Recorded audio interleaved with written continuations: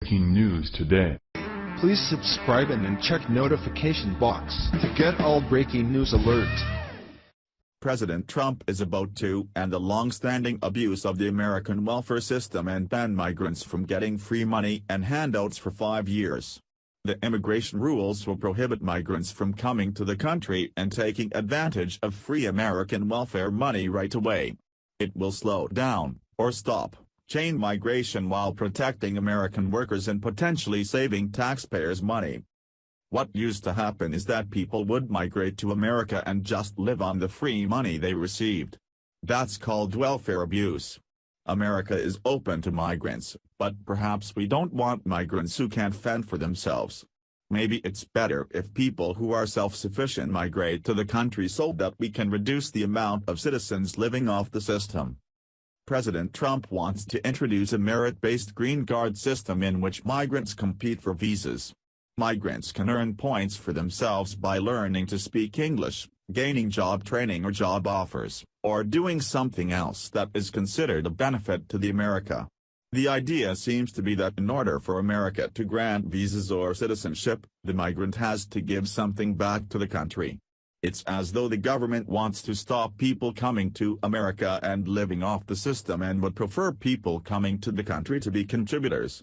Do something for America and America will do something for you. Migrants to those countries must compete for a limited number of visas by gaining points for English proficiency, competitive training, a job offer or another major achievement that benefits the host country. The concept, which is modeled after similar programs from Australia and Canada, is taking harsh criticism from activists. It's like they want an open border policy where everyone gets free welfare money, but that would just be the downfall of America. If we observe what's happening in Germany, with Merkel's come on in policy, then we see a mass increase in horrible crimes like gang rape. Do we want mass amounts of migrant gang rape in America? There's already enough trouble with crime in sanctuary cities that protect illegal immigrant criminals. Those folks should be deported because of their bad behavior and often violent crimes they commit on American people and even other immigrants. If America prevents immigrants from getting free benefits for 5 years, then that makes people think twice about coming here. If a family who thinks about crossing the border to start a new life knows that they cannot live for free, then they may not come at all. If they have possible jobs lined up and will be almost instantly integrating successfully with society, then that's a great match. America is the land of the free, but not the land of the free money. Migrants who enter the United States cannot receive welfare during their first 5 years in the country, President Trump revealed from his upcoming immigration overhaul. Just this week, we announced a historic immigration bill to create a merit-based green card system that ends the abuse of our welfare system, stops chain migration, and protects our workers and our economy, he stated on his weekly radio address. As an example, you cannot get welfare for 5 years when you come into our country. You cannot just come in like in past weeks, years, and decades. You come in immediately and start picking up welfare. For 5 years, you have to say you will not be asking or using our welfare systems. Compare that to Germany, where Chancellor Angela Merkel opened the border to millions of unvetted migrants who can't speak German and lack employable skills, which dooms them to perpetual welfare paid by German taxpayers, and boredom that manifests into terrorist attacks against, once again, German taxpayers.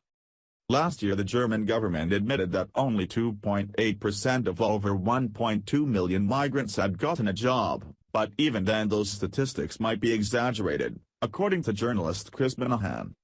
They said back in July only 55 out of 1 million migrants had got jobs with any major firms and 50 of those jobs were working at the post office, he reported. 2/3 or more of these migrants are illiterate in their own languages.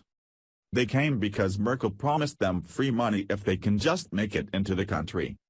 What in tarnation would be a good reason for any country to accept illiterate people who don't work? There is literally no benefit to the host country to admit people like that. I know it sounds mean to say this, but they don't offer anything to the country other than leeching the system of funds, and it's a complete downgrade to the population.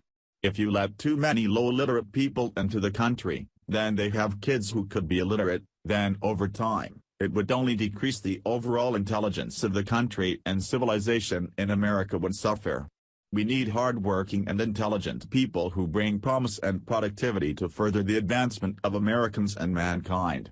That sounds like quite a stretch, but think of the impact of accepting 1 million people who mostly can't read or don't work. Now the government has to pay for them. Let's say 1 million immigrants each get $30,000 worth of welfare benefits per year. That's $30 billion of free welfare money sucked out of the American budget for people who put nothing back into our society, culture, or anything at all. That is literally a $0 return on investment. Not that people are a business, but that's really bad business.